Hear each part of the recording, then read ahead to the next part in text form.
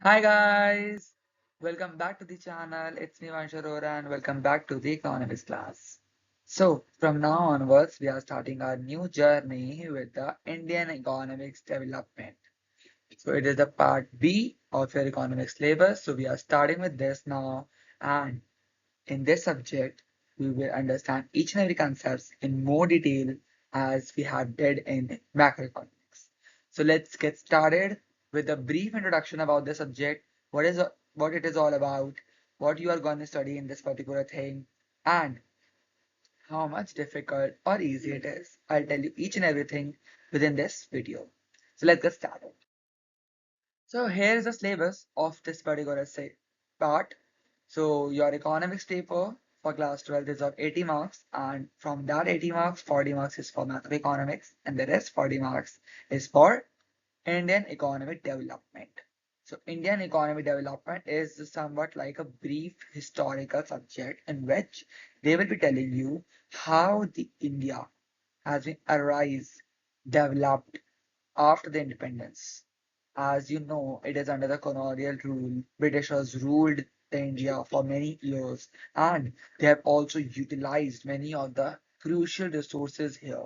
So, from the time of independence till today's time, how developed itself and what are the challenges they faced in various sectors. So, we are going to study each and every sector in very detail in this particular part. So, we are having three basic units here and the marking schemes are given as here. So the number one unit is development experience 1947 to 1990 and economic reform since 1991. So in this particular unit, we will gonna cover the development experiences that India had been faced from 1947 to 1990. Like after the independence, like from the day of the independence till 1990, what are the experiences? What was the situation of India and how the different sectors were working there? And we will also study about the technological advancement that takes place during that particular period and how it affects the occupational structure, demographics, and the agriculture industrial sectors as well. And in this particular unit, we will also cover the economic reforms that took place in 1991. These are some of the reforms that took place in 1991, which gives a boost to our Indian economy and it helps a lot in the development of the Indian economy. So we will cover it in the particular unit, and the next unit we will cover the current challenges facing Indian economy. So, according to you, just tell me what are the current challenges? What is all about? What do you know about this thing? So, let me tell you. Current challenges, it means it is relating to the components of Indian economy. Like there are certain components now in the Indian economy. We are having people, we are dealing with them, we are having money, and people having money doing their expenditures and their expenditure becoming anyone's income as we have already studied in macroeconomics. That's all we are going to cover here, but we are just covering the situational based thing. Like in the current challenges, we are having humans, people working. So we have to train them, we have to develop them, we have to make them for their productive use so they can be utilized efficiently and effectively in the economy. So here we are going to covering human capital formation, rural development, poverty, and employment. And there's one more challenge that is a current scenario, that is our environment, because our environment is very crucial for an economy. If we are not having a healthy environment around us, so our economy will not be able to boost it up properly. So we will cover the environment portion as well in this particular unit. So these are the units, but we are having certain chapters under each unit. So I'll be explaining you each thing in this particular section itself. And at last, we are having a third unit, that is the development experience of India, the comparison with neighbors. It means that we will be comparing our neighboring countries with India, and we will also be calculating the pace of development they faced. Like we are having three countries in this particular unit: India, China, and Pakistan. We will only cover in these three. I know that we are having several other neighbors, but these three countries are the one which are having a high growth pace in the past, and India and Pakistan are relatable, as they both get the independence just a day before and after, right? So they both needs to be compared, and along with them, we are inculcating China as well, so that China is a developed country. It is a little developed country, and they are having more technology as compared to us, little bit more. So we will compare it as well, like what certain steps India took place during their independence and during their development, what are the certain steps China took place during their development, and what is the comparison between the both, who did the best. So we will compare everything here. Okay, so let's move further and get detailed and brief information about the syllabus of our Indian economy development. So, as I've told you, we have 3 units. To unit number 1, you have seen here it is written as unit number 6. Why it is so? Because the other 5 units are of macroeconomics that we have already covered, right? So, in the unit 6, we are having certain chapters.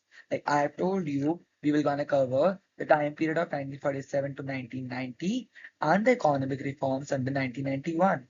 So we are having chapter number 1, 2, and 3 here. So let me give you a little brief about these chapters. In the chapter number 1, we will be covering the situation that the India faced during the time of independence. On the eve of independence, like from the day of independence from 15th August 1947, what was the situation of our economy? What was the situation of the agriculture sector, industrial sector, occupational sector, demographics, etc. And in the particular chapter, in chapter number 1, whose name is Indian Economy on the Eve of Independence, that will be starting from the next lesson. In that particular chapter, we will only covering the situation that is going on, the circumstances that India is facing on the time of independence. With the chapter number 2, it is 5 years plan. It is based on 5 years plan. What a 5 years plan? Let me give you a brief intro about that. Our India decides to make a small kind of plans for the development. So they made 5 year plan, they made 10-year plan, they make a long 10-year plans. So we will be going covering the 5 year one there. Like they have made certain 5 year plans and having certain goals to fulfill in particular plans so that India should come to a stable situation as compared to the previous situation, right? So to make sure to improve the performance and to improve the situation of the Indian economy, our government decided to introduce some 5 year plans. So we will be covering that in the particular chapter number 2.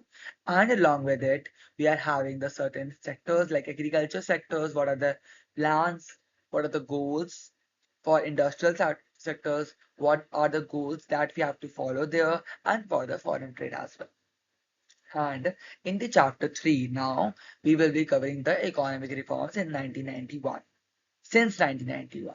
Why since? Because they are still, like we are still following the same reforms nowadays as well.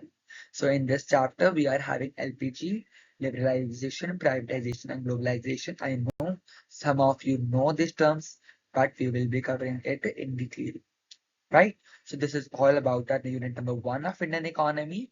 We are having 3 chapters under it. Moving on to the next one, that is unit number 2, that is the current challenges faced by Indian economy. So I have told you that the current challenges that we are facing is relating to the components of Indian economy. So components are basically the human capital, the development of the rural and urban areas, and underdeveloped cities, and the areas which are not in the hands of the government and are still underdeveloped. So these are the current challenges that are faced by the Indian economy. So we will be covering that topics. So we are having certain few chapters here as well. So first is in human capital formation, like how the human are the resources, how to train them, how to grow them, so that we can make them as human capital and utilize them in their efficient way, efficient manner. Second chapter that we are having is rural development, the development of the underdeveloped area, under-reserved area, and the rural backward areas, which helps the economy to boost it up and the people will grow also. In the next chapter, we are having employment. It will be relating to the working of the people who are working, who are not working, who want to work, are not getting the jobs, who are willing to work, who are not willing to work. We will be covering all that in this particular chapter. And at last, in this unit, we are having sustainable economic development. If in short, if I'll say, it is our environment. So we will be covering the environmental situation that we are facing nowadays, certain problems, certain challenges, certain causes. So we will be covering the global causes here, like global warming, ozone layer depletions, and certain, etc. Land degradation, soil erosion. So we will be covering that here because it will also impacting our Indian economy. Okay, so these are the current challenges. So these four chapters we are having in this particular unit.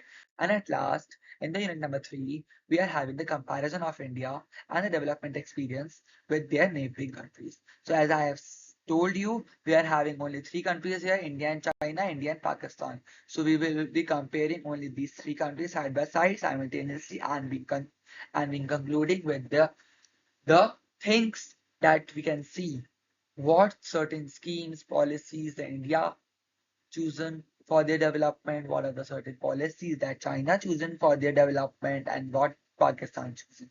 We will compare it, we will conclude it, and come back to a result in various sectors. Okay, so this is all about your syllabus in depth. In this last unit, we are only having a single chapter. Okay, and as obviously this particular unit having only a single chapter and having a weightage. So it is a quite important chapter to cover. Okay, so Indian economy is not a difficult subject, but it is a historical based subject. You are having facts, figures here. You have to tackle them just like in history that you are tackling in the class 10th. So same here, you have to do the same in class 12th as well. It is a basic history, not a detailed history, likewise you are having in the class 10th history, but still you have to learn it. But it's a theoretical subject. You're not having a single practical in it. Okay. So this is the NCERT book that we are following under the subject. So this book is very important. I know here it is written in class 11 was earlier this subject was there in class 11. We are having economics as something like stats and Indian economy in 11th, macro and micro in 12th. But now it is changed. So we have to follow this book for our class 12th Indian economy. And you can also refer any of the guides, TR Johnson Beaker, anything that you want. So this is all from my side for today's lecture. This is a brief introduction about this particular part of your economics. So in the next video, from the next video, we will be starting our first chapter, that is Indian economy on the eve of independence. Thank you so much for watching this video. Stay tuned with the channel. Take care. Thank you so much.